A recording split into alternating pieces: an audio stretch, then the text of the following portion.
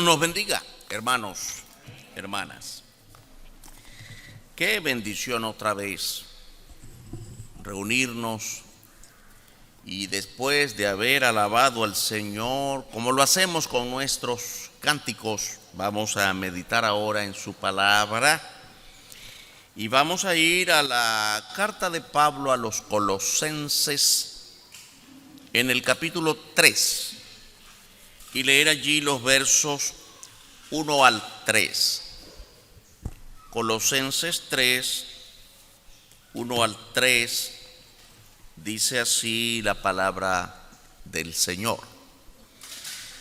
Si pues habéis resucitado con Cristo, buscad las cosas de arriba, donde está Cristo sentado a la diestra de Dios. Poned la mira en las cosas de arriba, no en las de la tierra, porque habéis muerto y vuestra vida está escondida con Cristo en Dios. Amén. Por favor, oremos. Padre nuestro, gracias por la bendición siempre preciosa de permitirnos esta reunión. Pudimos venir por nuestra propia voluntad y asimismo queremos rogarte que nos perdones. Queremos presentarnos delante de ti con manos limpias, con corazón limpio, con alma llena de pureza. Quita de nosotros entonces, Señor, toda impureza, todo pecado, todo aquello que en nuestra mente pueda estorbarnos. Te rogamos que tu palabra venga a nosotros con toda sencillez, que no haya palabra llena de vanidad, ni de soberbia llena de pecado, sino tu palabra santa, corazones abiertos para recibirla y disposición de todo nuestro ser para poner esta palabra en práctica, edificándonos cada día en tu voluntad. Oramos en el nombre del Señor Jesucristo. Amén. Nuestro tema esta mañana, hermanos, hermanas, en busca de las cosas de arriba. Ese es nuestro tema. En busca de las cosas de arriba. El versículo 2 que hemos leído dice: poned la mira en las cosas de arriba y no en las de la tierra. Entonces yo creo que lo que debemos aprender hoy, ¿y qué cosas son las cosas de arriba? Porque yo creo que lo primero que se nos ocurre de modo físico es mirar hacia las nubes. Poned las cosas, poned la mirada en el sol, en la luna, en las estrellas. Bueno, miro las estrellas y lo único que puedo hacer es parecerme a los que leen la posición de los astros y decir qué bonito está si es de noche, qué estrellado está. No, hermanos, no. Yo creo que usted y yo entendemos muy bien que no se trata de eso. ¿Qué son las cosas de arriba? Y una vez que lo entendamos bien, según las Escrituras, entonces sí, vamos a disponernos a mirar hacia arriba. Empecemos primero por las cosas de abajo, porque yo creo que en nuestra vida cotidiana estamos más acostumbrados a las cosas de abajo, las cosas que hacemos, las que comemos, las que decimos, las personas con quienes nos encontramos y nos interrelacionamos. Todo lo que hacemos, vendemos, compramos, son las cosas de abajo. Ok, todos vivimos en un mundo donde inevitablemente pecamos. Quiere decir, todo lo que tiene que ver con las cosas de abajo, repito, hermanos, antes de entender las cosas de arriba, entendamos bien qué son las cosas de abajo. Y nos damos cuenta que todo lo que significa abajo, donde vivimos en el plano terrenal, está lleno de pecado, inevitablemente.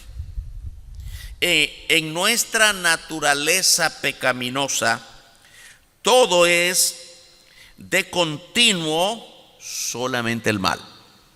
Así lo declara la palabra. Génesis capítulo 6, en el versículo 5, dice la Escritura: y vio Jehová que la maldad era mucha en la tierra, y que todo designio de los pensamientos del corazón de ellos era de continuo solamente el mal. De continuo. De continuo, ¿sabe qué es? No había un momentito en el que hicieran el bien. Y eso va para todos los tiempos, para nosotros, porque desde que hubo pecado en la tierra, todos pecamos. El mundo peca constantemente. Y no quiere decir que es que no hacemos cosas buenas. Yo creo que todos hacemos cosas buenas. Las hacemos de modo limitado. Solo con los míos, son los que están cerca de mí, solo con los que cumplen con mis intereses. Los otros ni los conozco. ¿Por qué voy a hacer algo por ellos? Tenemos esas formas de limitaciones para hacer el bien. Pero no quiere decir que no hacemos el bien. Ahora, en medio de algunas cosas que hacemos para el bien, abunda todo lo que hacemos para el mal, que nacen en nuestro corazón, en nuestra mente. Odios, rencores, iras, resentimientos, sentimientos de venganza, etcétera. Es natural, dice aquí, la maldad era mucha en la tierra y todo designio de los pensamientos del corazón de ellos era de continuo, solamente el mal. Es que se volvió natural, el pecado es natural. Y es natural porque es la naturaleza adquirida como herencia de nuestros padres terrenales, Adán y Eva, después que ellos pecaron en el Edén. Y también hay que decir que cuando hablamos de que es natural, esta no es la naturaleza con que Dios los creó, porque Dios los creó en estado de pureza e inocencia. Otras veces hemos dicho, hermanos, hermanas, que debemos tener cuidado cuando predicamos el evangelio a otra persona. A veces no nos damos cuenta que decimos una cosa y las personas entienden otras porque quizá no usamos un lenguaje lo más claro posible. Cuando nosotros le decimos a toda persona: oiga, usted necesita el perdón de Dios por causa de sus pecados, porque tenemos naturaleza pecaminosa. Otras veces hemos hablado en nuestros temas de esto. Lo que estamos tratando de decir es que cuando nosotros le decimos a la gente: pecamos porque el pecado es natural en nosotros, entonces quiero que pensemos en esto. ¿Qué es lo natural de un perrito cuando se le molesta? Que muerda. ¿Qué es lo natural de un gatito cuando lo molestamos? Que nos arañe. Y yo quiero decirle algo: si usted está molestando a un perrito y el perrito le muerde, el perrito no es culpable. Él solo está respondiendo a la provocación que usted le está haciendo. Porque lo natural en el perrito es que muerda. Y usted no lo puede acusar. Entonces, cuando yo le digo: usted peca porque es su naturaleza, usted viene y me dice: entonces, ¿de qué soy culpable? Si es natural. ¿Y quién me creó? Usted dice que Dios me creó. Sí, Dios nos creó a todos. Entonces, ¿por qué nos creó pecadores? ¿Comprende por qué tenemos que enseñarle a la gente que Dios no nos creó pecadores? La única forma en que Dios creó a Adán y Eva fue en un estado de pureza, de inocencia. Pero esa pureza, inocencia, también incluye lo que normalmente llamamos libre albedrío. es decir, libertad para tomar decisiones. La expresión libre albedrío, no la busca en la Biblia porque aunque la usamos mucho, no está en la Biblia. Libre albedrío quiere decir libertad de pensar y de decidir. Y Dios creó a Adán y Eva en un estado de pureza y de inocencia, pero también con libertad de decidir. Y en algún momento del desarrollo de su vida en el hermoso Edén, a donde Dios los puso, ellos, Adán y Eva, decidieron pecar. Y como consecuencia del pecado, Dios los expulsó de su presencia y todo lo que vino después de ellos se llenó de pecado. De hecho, recuerden que una de las partes del juicio que Dios dio a Adán fue: maldita será la tierra por tu causa. Todo, la tierra es la naturaleza misma. Los árboles, los animalitos. Fíjese que Dios no creó fieras. Los animales que hoy conocemos como fieras se volvieron fieras después del pecado de Adán y Eva. Pero no había animalitos que comieran a otros animalitos. Es más, el hombre no comía animales. Es más, el animal no comía hombre. Ahora usted no puede ir a un bosque si sabe que hay en un bosque anda un lobo, un tigre, un león, porque usted sabe que el león y el tigre comen ser humano, ¿no? Y comemos animalitos.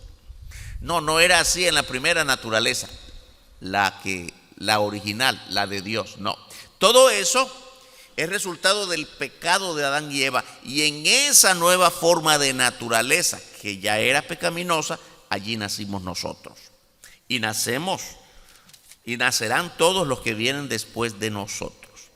Cuando hablamos de que el pecado es natural, hablamos de esa naturaleza después de que Adán y Eva pecaron. No hay nadie que escape a esta condición de naturaleza pecaminosa. No hay nadie. Leemos en el Salmo 14, versos 1 al 3. El Salmo 14, 1 al 3 dice así la Escritura: como está escrito, no hay justo ni aun uno. No hay quien entienda, no hay quien busque a Dios. Todos se desviaron, a una se hicieron inútiles. No hay quien haga lo bueno, no hay ni siquiera uno. Óigame, alguien que lee esto por primera vez, y yo confío que usted no está leyendo conmigo esta mañana, por primera vez. Yo creo que ya lo ha leído otras veces. A lo mejor hay alguno que dice: yo nunca había leído esto. Es que yo nunca he leído la Biblia. Hasta ahora que vengo aquí y estoy leyendo esto. Es probable alguien está leyendo esto por primera vez y le va a resultar deprimente, ¿verdad? Qué barbaridad lo que dice aquí. No hay uno solo que sea bueno. Y yo que me creía bueno, porque soy buen padre de familia. Óigame, soy buen suegro. Soy buen abuelo. ¿Qué más puedo ser? Soy buen ciudadano. Pago mis impuestos. Soy buen trabajador. Y al que puedo le hago el bien. Alguien que me pide algo que está con... yo le doy si tengo. Qué bueno que soy. Ahora dice la Biblia que no hay ni siquiera uno. ¿Cómo es esto? No hay quien busque a Dios. Y hay algunas palabras que quiero resaltar aquí. Todos se desviaron. Todos. Cuando pensamos en todos, hermanos, todos es un término absoluto. Todos los pobres, todos los ricos, todos los blancos, todos los negros, todos los chinitos, todos los étnicos, todos los de la ciudad, todos los del campo, todos los hombres, todas las mujeres, todos los ancianos, todos los jóvenes, todos los reyes, todos los esclavos. Hermano, no hay uno solo de ninguna otra condición que no quepa en este término que dice aquí. todos. ¿Qué hicieron todos? Se desviaron. Ahora es importante cuando uno se desvía. ¿Sabe lo que significa se desvía? Se desvía es que hubo un primer momento en el que iba en rectitud y en algún momento cambió de rumbo.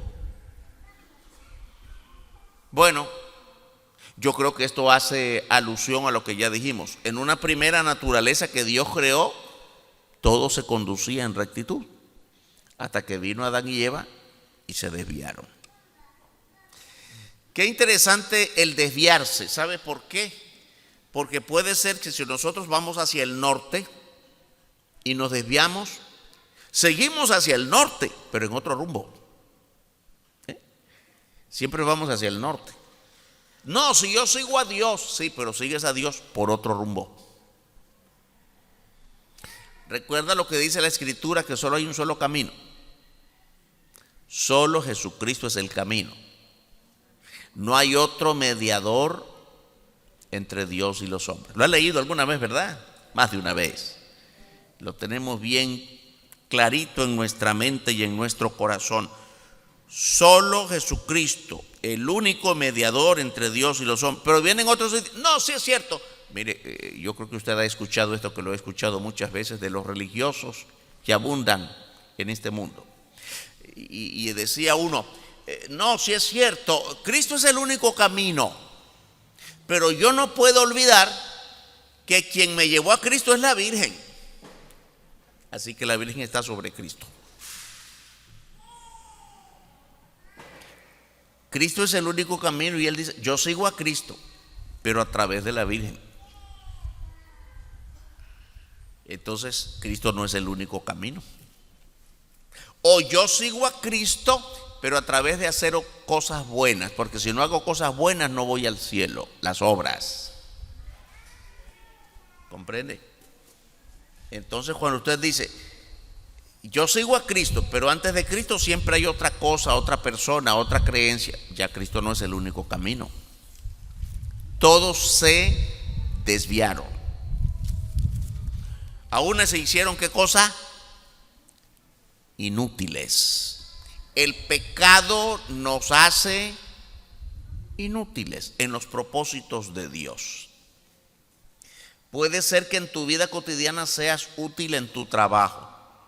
Óigame, ese contador de la empresa, qué brillante que es. Ese orador frente a las tribunas, que cómo habla. Ese profesor, cómo enseña. Oh, usted es muy útil en su trabajo diario. Pero aquí no estamos hablando de eso. Es la utilidad que usted pueda tener en los propósitos santos de Dios. ¿Cuántos grandes profesores y catedráticos tenemos en las universidades que están agobiados por el alcoholismo? Están formando a otros, pero su vida interna es un desastre. Su matrimonio hace rato que se rompió. Sus hijos hace tiempo que se perdieron también en cualquier otra forma de pecado. Su vida se volvió inútil en los propósitos de Dios. Y sigue diciendo lo que decía, que hay palabritas claves en este pasaje. No hay quien haga lo bueno. No hay quien. No hay uno solo. Dice, para cerrar, no hay ni siquiera uno. Ni siquiera. Óigame, cuando nosotros leemos esto, entonces nos hace pensar, vamos a la Biblia y el gran Abraham y el gran Moisés y el gran Josué y el gran David. Bueno, ¿alguno ha escuchado en la Biblia o ha leído en la Biblia que alguno de ellos no pecó? Todos pecaron. No hay ni siquiera uno. Ni siquiera entre nosotros esta mañana. El apóstol Pablo repite las palabras que ya habían sido dichas por el salmista. En la carta que Pablo escribe a los romanos, en el capítulo 3, versos 10 al 12.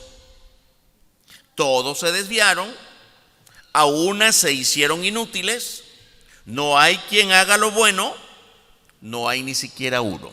Son las mismas palabras del Salmo que acabamos de leer.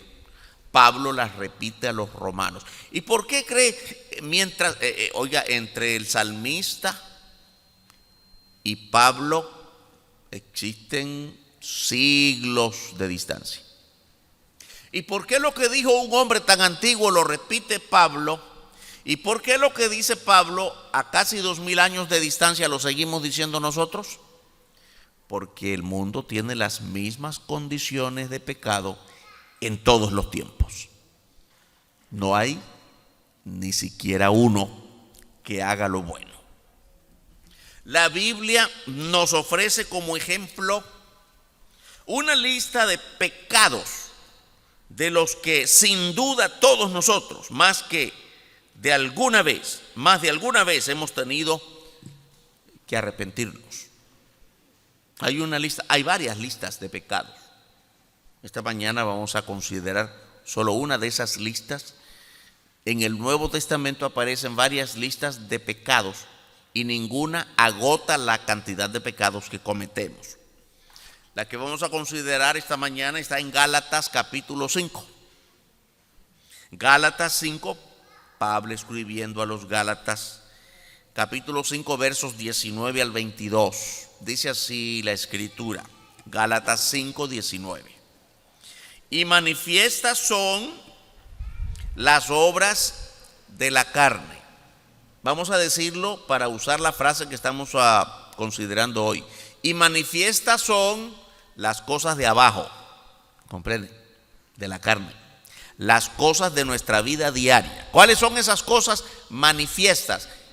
Aquí es, manifiestas son, quiere decir, y evidentes son las obras de la carne. Las obras de abajo.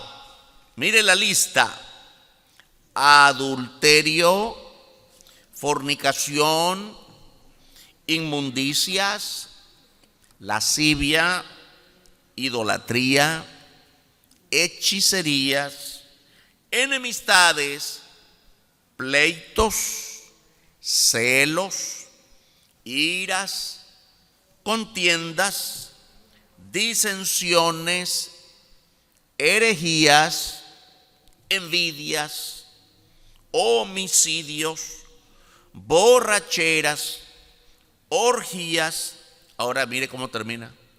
Y cosas semejantes a estas. ¿Sabe lo que significa cosas semejantes a estas? Y aquí no termina la lista, eso quiere decir. Y aquí no se agota, porque alguien puede ir adulterio, bueno, yo no soy adúltero. Fornicación, bueno, yo no soy fornicario. Inmundo, yo creo que no, yo soy tan puro. Lascivia, yo nunca he cometido. Y se vaya contando la lista y al final dice, no quepo yo aquí, qué bueno. Aquí dice, y cosas semejantes a esta. Soy envidioso. Alguna vez tomé lo que no es mío. Algunas de esas cosas que estoy mencionando no están aquí. Entonces, hermanos, esa es la naturaleza pecaminosa que corresponde a la vida de abajo. ¿Qué cosa? La vida del mundo. Todo lo que hasta ahora hemos considerado corresponde a la vida aquí abajo. Entendemos por abajo la tierra donde vivimos, nuestro medio, nuestro entorno, de lo cual no escapamos nosotros.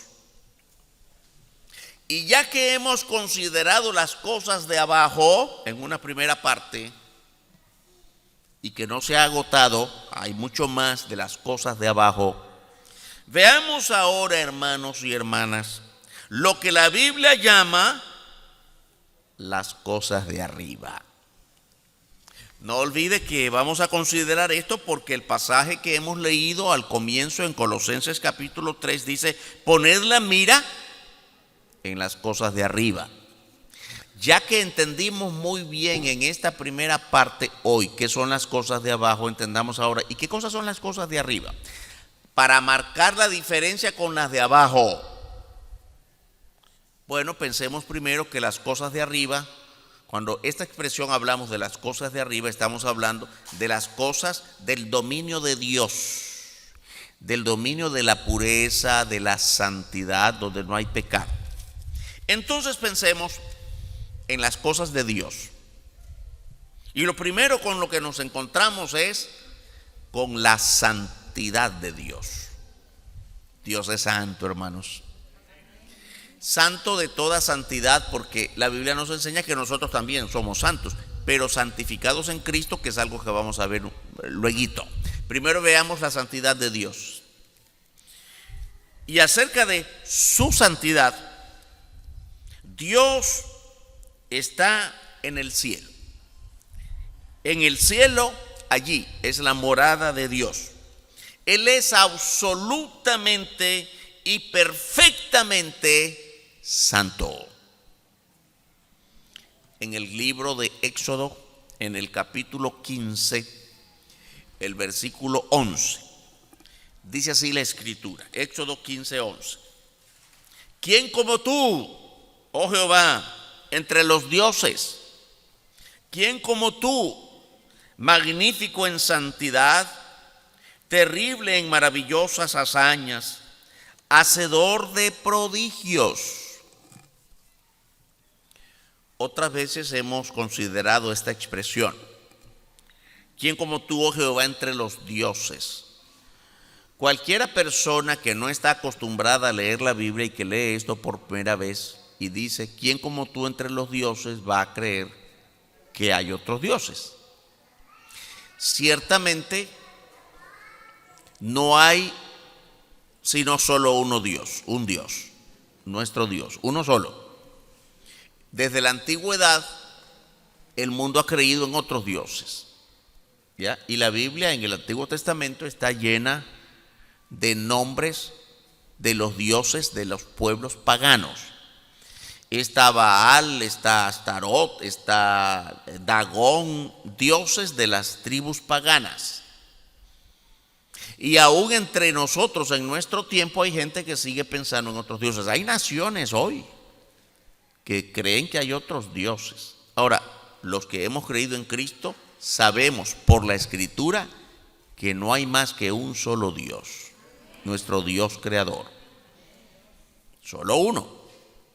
Y entonces ya no tiene ningún sentido para nosotros decir esta expresión, Señor, ¿quién como tú, que eres Dios entre dioses? No, es que no hay otro Dios. Y cuando hemos considerado esto, porque en diversos momentos hemos estudiado y predicado sobre esta expresión, hemos dicho también que cuando decimos la expresión Dios de dioses, ya estamos bien claros de que solo hay un Dios y que este único Dios no es el más grande. A ver, pastor, ¿cómo es esto que no es el más grande? Es que cuando usted dice que es el más grande, decir que es el más grande es un término comparativo. Si usted dice, yo soy más grande que quién, es que hay otros que son más pequeños, ¿comprende? Decir que es el más grande está diciendo que hay otros que son más pequeños que usted. Entonces siempre hay otros, aunque sean pequeños. Dios no es el más grande, no, es el único. No hay con quién compararlo. O Dios es más santo que quién. No, Él es el único santo desde la eternidad hasta la eternidad, porque es el único. No podemos admitir en nuestra conciencia que haya dioses más pequeños que Dios, porque no hay ninguna posibilidad de comparar al Dios único, porque es único. Muy importante. Y la Biblia declara que ¿quién como tú, magnífico en santidad? La palabra magnífico a veces nosotros no la usamos de modo exacto, porque cuando decimos, a veces decimos magnífico por decir correcto. Su trabajo es magnífico, su trabajo es correcto. Lo magnífico no es exactamente correcto. La palabra magno es una palabra que más bien nos indica grandeza, es grande. Entonces, que Dios es magnífico está hablando de su grandeza sobre todo lo creado. Él mismo creó todo, el universo, y sobre todo es soberano, y sobre todo es santo. Aquí está hablando de lo magnífico o de lo grandioso de su santidad, terrible en maravillosas hazañas y hacedor de prodigios. También, hermanos y hermanas, la Biblia nos habla acerca de los propósitos de Dios, sus propósitos para con nosotros. Ahora vamos a hablar un poco de que este Dios grande y único tiene propósitos para los que estamos siempre en el nivel de abajo, las cosas de abajo. Pecadores, de acuerdo a la lista que acabamos de leer en Gálatas, fornicarios, adúlteros, pleitos, iras, contiendas, sobre todo eso, Dios en su santidad se ha fijado en nosotros y tiene grandes propósitos para con nosotros. Este Dios santo tiene el gran propósito de hacer de nosotros personas que también alcancemos a vivir en santidad. Mira qué interesante. Nosotros que estamos cubiertos por la naturaleza de abajo, Dios nos ama tanto que en su santidad quiere que nosotros seamos santos. Por nosotros mismos es imposible. Así que solo podemos lograr ese nivel de santidad que Dios demanda y quiere de nosotros solamente a través de sus grandes propósitos, de sus grandes medios. En la carta a los Hebreos, leemos en el capítulo 12, el versículo 10. Hebreos 12:10. Y aquellos ciertamente por pocos días nos disciplinaban como a ellos les parecía, pero para lo que nos es provechoso, para que participemos de su santidad. Ahora explico de qué está hablando el escritor a los Hebreos. Está hablando de la disciplina a los hijos. Y dice, cuando dice, y aquellos, está hablando de los padres que disciplinan a los hijos. Los padres disciplinan a los hijos ciertamente pocos días como a ellos les parecía. ¿Por qué dice pocos días? Porque usted disciplina a los hijos hasta cierta edad. Llega un momento en que el hijo creció y ya usted no tiene dominio sobre él o sobre ella. Ya creció, hasta ya se fue de casa. Y usted no está de acuerdo con algunas cosas que hace su hijo, pero ya no le puede decir nada, ya creció. Entonces por eso habla como en un tiempo corto. Aquellos, los padres, ciertamente por pocos días nos disciplinaban como a ellos les parecía. Óigame, y algunos de nosotros ya de cierta edad avanzada, ¿cómo nos disciplinaban los padres de antes? No se parecen nada a la manera de disciplina de hoy, ¿verdad? Si te seguís portando mal, te quito el celular. ¡Ay, qué castigo!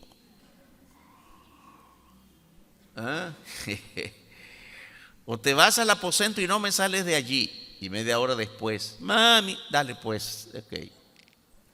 Ay, qué cosas tan distintas hoy.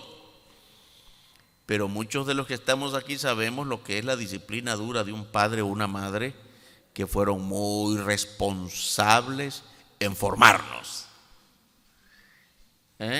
Muy bien. Muchas otras veces hemos hablado esto, pero no es el tema esta mañana. Aquellos nuestros padres nos disciplinaban como a ellos les parecía, pero Dios nos disciplina para lo que nos es provechoso, para que participemos de su santidad. Mire qué cosa tan importante. El escritor a los Hebreos está diciendo, Dios tiene un propósito de disciplinarnos. ¿A quiénes? A los que le pertenecemos a Él, a los que somos cristianos. Este pasaje del capítulo 12, del cual solo hemos leído el versículo 10, la carta a los Hebreos, es abundante en ese capítulo 12 de hablar de por qué Dios es un Dios que disciplina. ¿Y a quién disciplina? A los hijos, a los que le pertenecen a Él. Y otras muchas veces hemos estudiado esto, hermanos y hermanas. Siempre repito cosas para que no lo olvidemos. Dios no se mete con hijos ajenos. ¿Y quiénes son los hijos ajenos? Pues los que no han recibido a Cristo, no son salvos. Porque siempre tenemos que hacer alusión a aquellos que dicen, pastor, yo no puedo entender cómo a mí el Señor me tiene. Yo sé que cometí errores y pecados y por eso estoy sufriendo estas consecuencias, pero yo no estaba solo, también mi vecino, también el otro. Y mire que a ellos no, Dios no les disciplina y están tranquilos en lo malo que hicimos. Y solo a mí me ha disciplinado. Sí, porque solo tú eres su hijo, el otro no. Dios no se mete con hijos ajenos. Por eso Dios nos disciplina. ¿Para qué nos disciplina el Señor? Esa disciplina viene a ser muy provechosa a nosotros para que participemos, mire que esto es importante, de su santidad. Hermano, hermana, cuando Dios te disciplina porque te has desviado de su camino, no te quejes. Arrepiéntete y agradécele a Dios. Porque ¿para qué te está disciplinando? Para que seas santo. Ay, qué bonito eso. Y ser santo, hermanos, no es como algunos creen, ¿verdad? Ser santo no miro nada, no soy nada. No, hermano, ser santo es gozarse en su presencia. La santidad de Dios incluye gozo. Ay, si usted lee la carta de Pablo a los Efesios, la palabra que más se repite, la que más se repite es el gozo en todas sus formas. Gozaos, regocijaos, gozo. El propósito de Dios es que nos gocemos de una manera tan sublime como solo Dios puede darnos en su santidad. El Señor quiere que seamos santos y por eso nos disciplina. Dios nos disciplina con un propósito provechoso para que participemos de su santidad. Ahora bien, ¿y cómo hace Dios para que nosotros participemos de su santidad? La Biblia también nos enseña, hermanos, como las cosas de arriba, como parte de las cosas de arriba, que sus obras son para rescatarnos. ¿Rescatarnos de qué? De la naturaleza pecaminosa en la que todos nacemos. Todos nacemos con naturaleza pecaminosa, fue lo que abordamos en la primera parte. Entonces Dios hace obras para rescatarnos y ponernos en el camino de santidad que nos conduce a Él.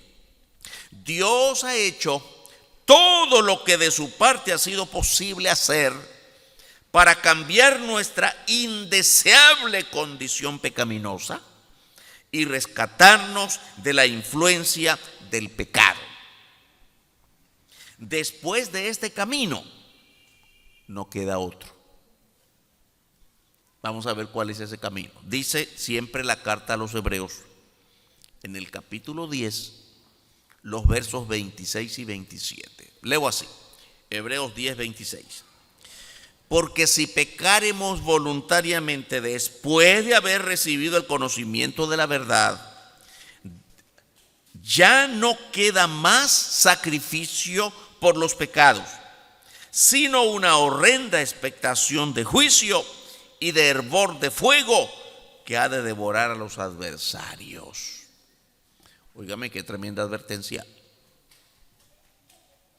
Si después que nosotros conocemos la verdad de Dios, de que ya ha hecho todo lo que está de su parte por rescatarnos, y aún así seguimos desviándonos, dice la Biblia, ya lo leímos, ya no queda más sacrificio por los pecados.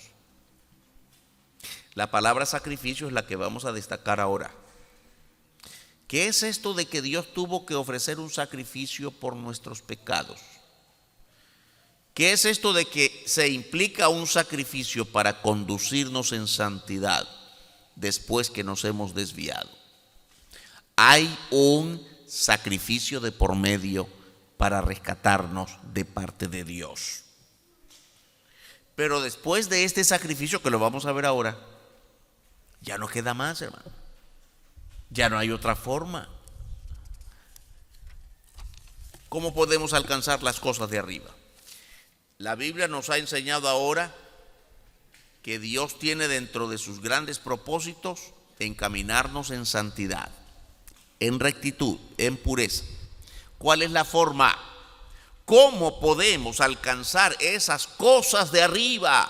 ¿Cómo podemos alcanzar ese precioso proceso de encaminarnos en santidad, de ubicarnos en ese camino de rectitud?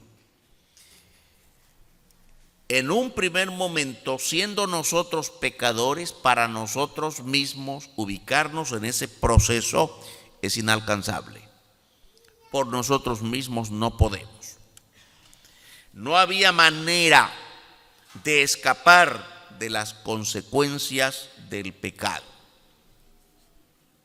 Todos nosotros, los cristianos, conocemos muy bien lo que dice la Biblia en la carta de Pablo a los Romanos, en el capítulo 6, versículo 23. Romanos 6, 23. Lo sabemos de memoria, porque la paga del pecado es muerte.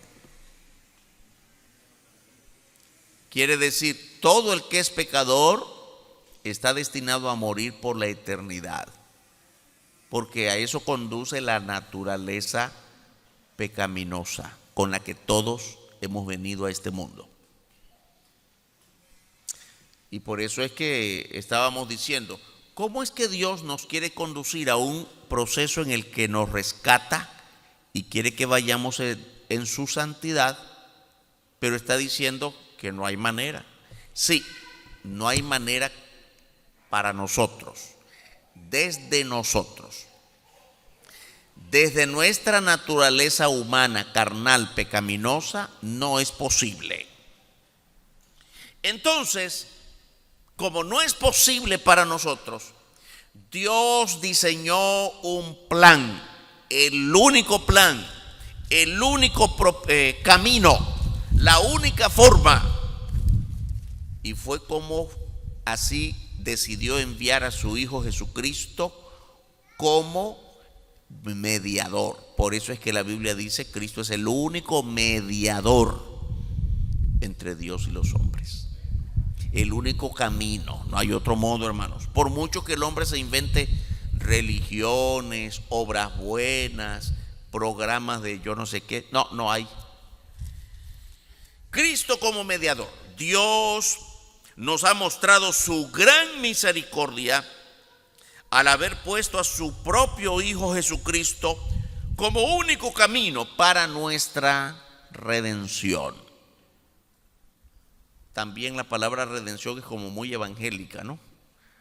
Usted habla de redención al vecino y redención, no sé qué cosa es redención. A lo sumo algunos piensan que es como redimir una deuda. Bueno, se trata de eso también, porque nosotros teníamos una deuda con Dios, que es el pecado, que había que pagar por nuestros pecados en una condenación eterna. Y por eso es que la palabra redención se traduce muy bien como rescate. Dios nos ha rescatado, Dios nos ha redimido. Pero ¿cómo fue que nos rescató si por nosotros mismos no podíamos hacerlo? Primera carta de Pablo a Timoteo, capítulo 2, verso 5, la palabra dice, Primera Timoteo 2, 5. Porque hay un solo Dios y un solo mediador entre Dios y los hombres, Jesucristo, hombre. Claro que esta última frase es importante que la podamos entender. Jesucristo, hombre.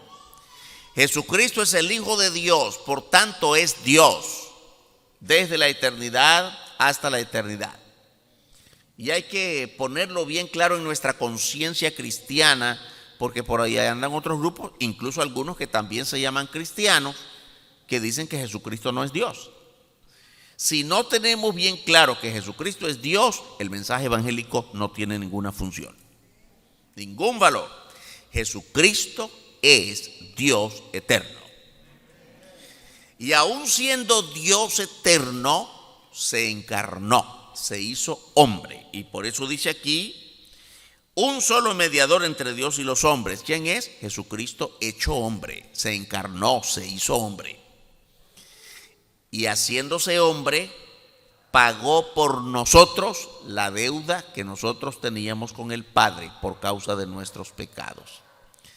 Por eso queremos insistir, hermanos y hermanas, la redención, el rescate de Dios para nosotros no pudo haberse hecho desde nosotros, desde nuestra naturaleza humana y pecaminosa. No hay manera.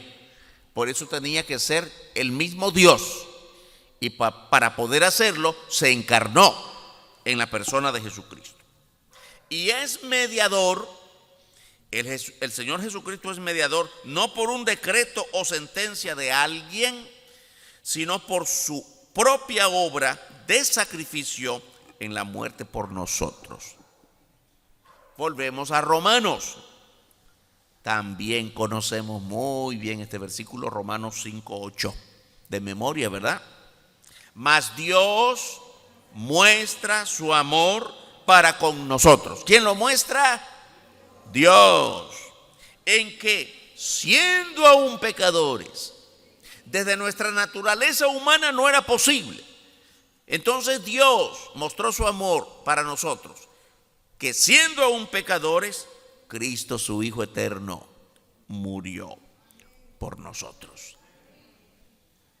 Yo creo, hermanos, que no hay que hacer mucho esfuerzo mental para entender estas cosas.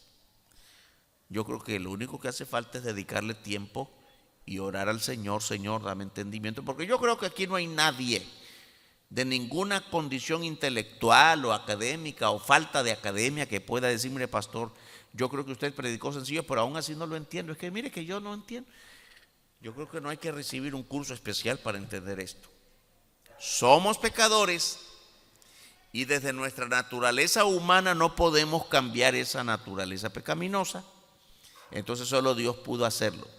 Y para hacerlo se hizo hombre.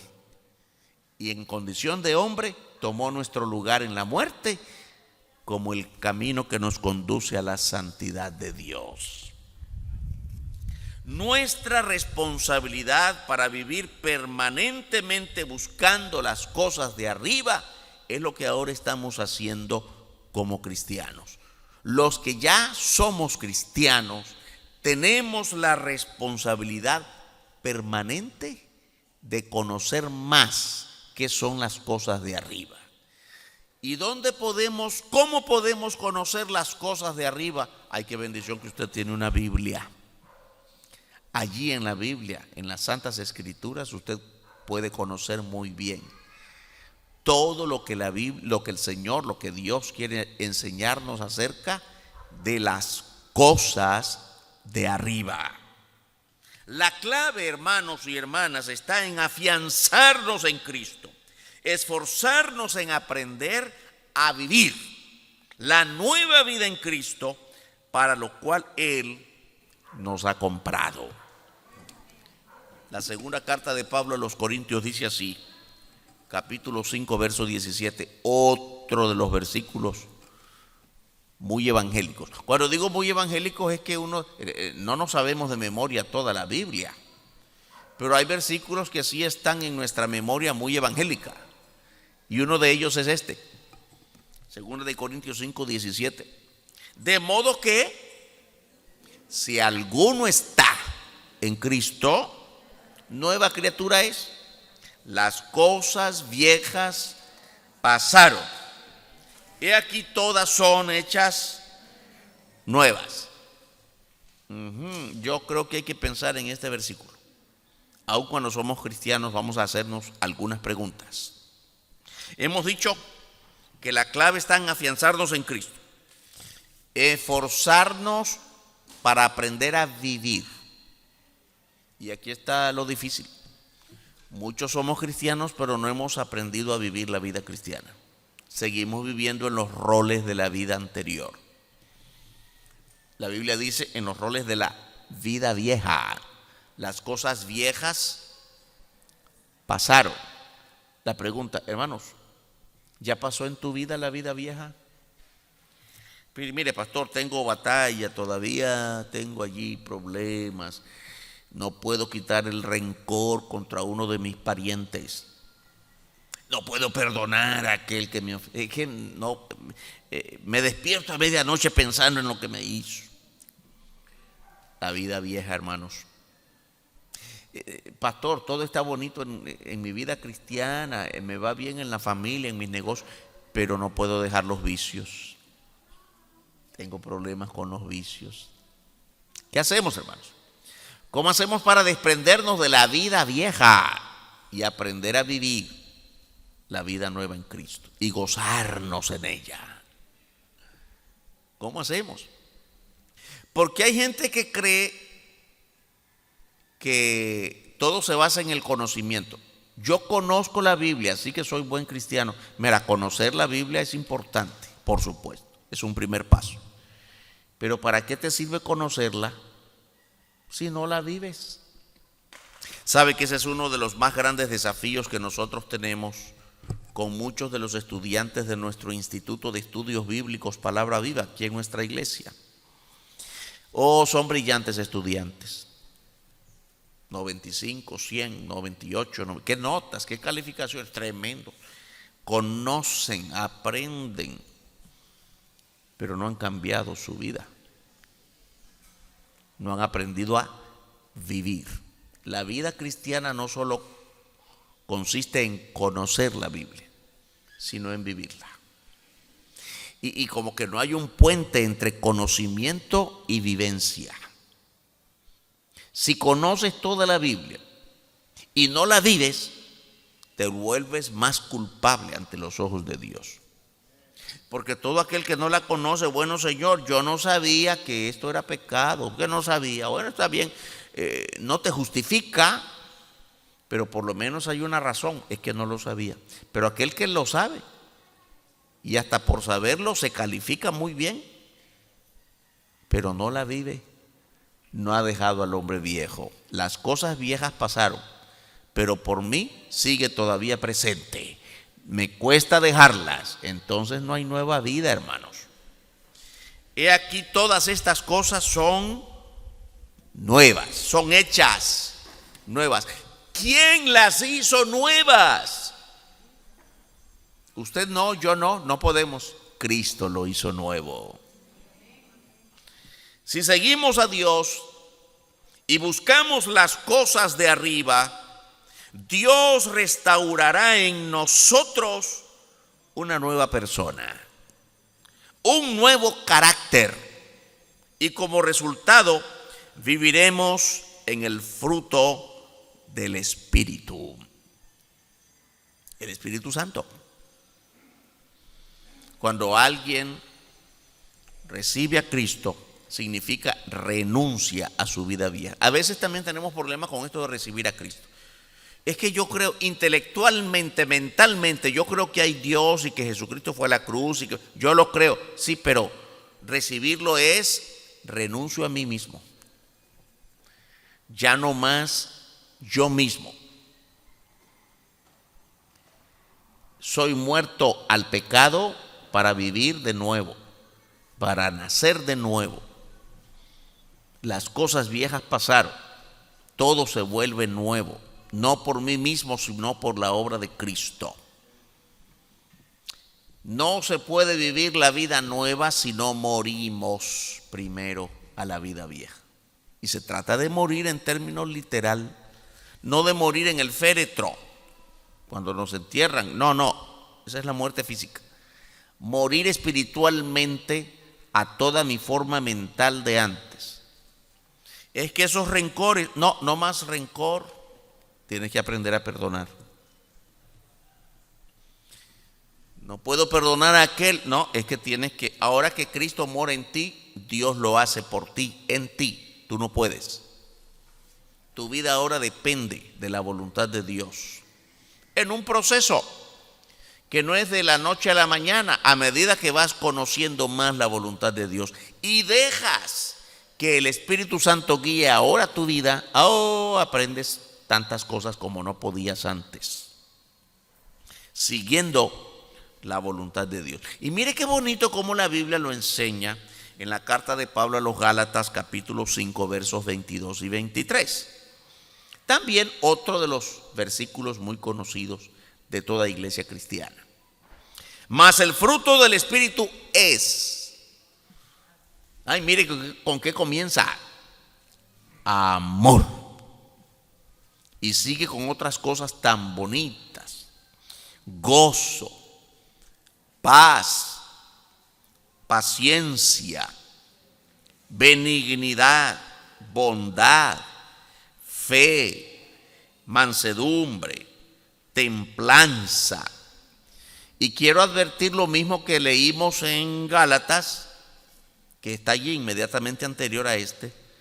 En la primera parte leímos la lista de pecados, y cosas semejantes a esta. Aquí en estas cosas bonitas no dice y cosas semejantes a estas, pero tampoco se cierra la lista. Hay otras muchas cosas que no están en este versículo que son parte del fruto del Espíritu. Y contra tales cosas no hay ley. ¿Sabe lo que esto quiere decir? Y la vida de abajo no puede frenar. No hay ley humana que pueda detener todas estas cosas cuando tú dejas que el Espíritu Santo guíe tu vida. Nada lo puede impedir. El creyente que vive sujeto a la voluntad de Dios solo puede gozarse de este fruto del Espíritu. Este fruto del Espíritu se vuelve una realidad evidente, manifiesta a los ojos del mundo desde la vida que tú empiezas a vivir en tu nueva relación con Dios. Es muy importante, hermanos y hermanas, que usted observe cómo comienza este versículo, más el fruto. Y cuando dice el fruto, usted piensa en una sola cosa, pero aquí dice fruto y menciona varias. Amor, gozo, paz, paciencia, benignidad, pero no era solo un fruto, sí. No puede usted desprender la paz del gozo, el amor de la paciencia, la benignidad del amor. No, es un solo fruto. Una sola cosa, una sola vivencia. Toda esta, ¿cómo le llamamos? Todas las piececitas de una naranja. La naranja es una sola, pero tiene varias piececitas. Pues suponga que cada una de esas piececitas es esto. Una se llama amor, otro se llama gozo, otra se llama paz, una se llama paciencia, pero es la misma naranja. Es un solo fruto. Qué bonito pensar en esto, porque yo no puedo pensar que me interesa, voy a escoger aquí como en un buffet. Me interesa más paz que paciencia. Me interesa más benignidad que bondad. Voy a escoger cuál de ellas. No, es que es un solo fruto. O las tienes todas o no tienes ninguna. ¿Comprende de qué se trata? Un solo fruto, esa es la idea. Mas el fruto de vivir en el Espíritu es todo esto. No un pedacito de cada uno, sino todo a la vez. Amor, gozo, paz, paciencia. Pensemos, hermanos, qué bonita sería nuestra vida si dejamos que nuestra vida sea guiada de modo total por el Espíritu Santo y empecemos a disfrutar cada uno. ¿Vivimos en amor verdadero? Sí, pastor, pero con aquel sí, con aquel no. ¿Tiene gozo? No siempre, pastor. Cualquier aflicción me destruye. ¿Tiene paz? No, cada vez que oigo alguna mala noticia se me quitó la paz y ya no puedo dormir. Entonces, hermano, usted no está viviendo en el fruto del Espíritu. No ha aprendido a confiar plenamente en la dirección del Espíritu Santo sobre usted. Tiene que ser un esfuerzo de todo instante. Es nuestra responsabilidad y nuestra tarea dejarnos guiar por el Espíritu Santo. Seguimos en Gálatas, capítulo 5, versos 24 y 25. Dice así la Escritura: pero los que son de Cristo. Bueno, pregunto, ¿esto es para nosotros? ¿Cuántos están en Cristo? Entonces, hermano, este es para ti, es para nosotros. No esté pensando en otro. Los que son de Cristo, el mundo de creyentes allá afuera. No, usted es de Cristo, esto es para usted. Los que son de Cristo han crucificado la carne. ¿Qué significa la crucifixión? Han matado la carne. Ya para nosotros la cruz de Cristo significa muerte, ¿no? Cristo murió ahí. Todos los frutos de la carne fueron crucificados en la cruz de Cristo. Los que son de Cristo han crucificado la carne con sus pasiones y deseos, quiere decir, con toda forma de pecado. Si vivimos por el Espíritu, andemos también por el Espíritu. Qué bueno, hermanos y hermanas. Palabra sencilla, aquí no hay nada de complicación. Nacimos en una naturaleza pecaminosa. No podemos resolver esa naturaleza pecaminosa por nosotros mismos. Dios entonces, viéndonos en nuestra naturaleza pecaminosa, decidió encarnarse en la persona de Jesucristo para que al morir, sufrir por nosotros, pagara el enorme precio delante del Padre, y ahora nosotros los que creemos en Él fuésemos perdonados, redimidos, salvados. Y una vez salvados, gozarnos en la vivencia del Espíritu Santo que recibimos por su gracia. Y el Espíritu Santo quiere conducirnos en la santidad de Dios. Dios está sobre todas las cosas. Su Hijo Jesucristo tiene el poder de darte de su Espíritu para que disfrutes de una vida plena al modo de Dios. Las cosas de abajo te traen perdición y una vida de ruptura con Dios. Las cosas de arriba te traen el perdón de Dios y la consecuente salvación para una vida eterna. Atrévete hoy a buscar las cosas de arriba y no vivir más bajo el tormento de las cosas de abajo. Vamos a orar. Alabado tu nombre en esta hora, Señor.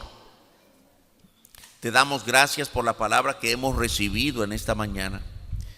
Ayúdanos a desear de todo corazón dejarnos conducir por tu Espíritu. Y rogamos que si hay personas en esta mañana entre nosotros que no tienen la vivencia de Cristo, puedan hoy ser perdonados. Ruego que sigan orando, hermanos, hermanas. Si hay esta mañana entre nosotros alguna persona que a lo mejor hasta nos ha visitado algunas veces o quizá está entre nosotros por primera vez, pero que no lo había entendido bien. Yo no había entendido esto de que nacer de nuevo es recibir a Cristo, y recibir a Cristo significa renunciar a mi propia naturaleza pecaminosa y dejarme guiar por su verdad, por su palabra. Dios quiere que aprenda a vivir en santidad. No había pensado en estas cosas, ahora lo entiendo y quiero aprender a vivir el Evangelio. Pastor, ore por mí esta mañana. Yo quiero recibir el perdón de Dios en Cristo. Ore por mí, por favor, quiero ser salvo. Levanta tu mano esta mañana. ¿Hay alguien esta mañana? Pastor, ore por mí. Yo necesito la salvación en Cristo. Dios te bendiga, hermana. Yo necesito ser salvo. Si hay alguna persona entre nosotros que no lo ha hecho antes, es la primera vez, yo necesito ser salvada, ser salvado, rescatado de mi vida pecaminosa. Pastor, yo quiero que ore por mí. Levanta tu mano. También voy a cambiar la invitación. Si somos ya salvos en Cristo, somos hasta miembros de la iglesia. Hace años que tengo de venir. Tal vez no años, pero ya he venido y soy parte de la iglesia. Pero mi vida no está sujeta en santidad. Pastor, ore por mí, por favor. No, sigo batallando con el hombre viejo, la mujer del pasado llena de pecado. No puedo yo decir que mi vida está en plenitud de gozo con Dios. Ore por mí, pastor. Levanta tu mano esta mañana. Dios te bendiga, hermano. Dios te bendiga, Dios te bendiga. Dios te bendiga. Quiero aprender a vivir en la plenitud del gozo de Cristo. Crecer en el Evangelio. Levanta tu mano esta mañana. Dios te bendiga, Dios te bendiga, Dios te bendiga. Todos necesitamos crecer, así que la única manera de crecer es someternos por completo a la voluntad de Dios en su palabra. Ore por mí, última vez, levanta tu mano si no lo has hecho. Dios te bendiga, Dios te bendiga. Amén. Padre nuestro, muchas gracias. Tu palabra ha venido a nosotros. Rogamos que nos ayudes a ser sumamente responsables en la decisión que estamos tomando de orar y pedir la llenura de tu Espíritu, la conducción de tu Espíritu para aprender a vivir la vida nueva en Cristo y que nos gocemos en esto hasta que tú vengas por nosotros. Oramos agradecidos en el nombre maravilloso y santo de tu Hijo nuestro Señor Jesucristo. Amén. Dios nos bendiga, hermanos y hermanas.